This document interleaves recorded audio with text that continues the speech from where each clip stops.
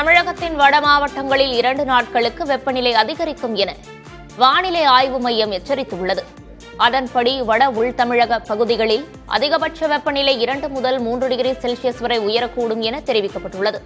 அதிக வெப்பநிலையும் அதிக ஈரப்பதமும் இருக்கும் நிலையில் கடலோர மாவட்டங்களில் ஓரிரு இடங்களில் அசௌகரியம் ஏற்படலாம் எனவும் வானிலை மையம் கூறியுள்ளது. சென்னையில் 2 நாட்களுக்கு வெப்பநிலை அதிகரித்து காணப்படும் என வானிலை மையம் கூறியுள்ளது. வானிலை மையம் வெளியிட்டுள்ள அறிவிப்பில் நகரின் பல இடங்களில் வானம் ஓரளவு மேகமூட்டத்துடன் காணப்படும் என தெரிவிக்கப்பட்டுள்ளது.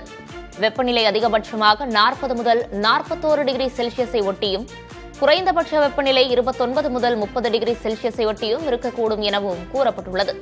அதீத வெப்பம் காரணமாக பொதுமக்களுக்கு அசௌகரியம் ஏற்படக்கூடும் எனவும் வானிலை மையம் கூறியுள்ளது.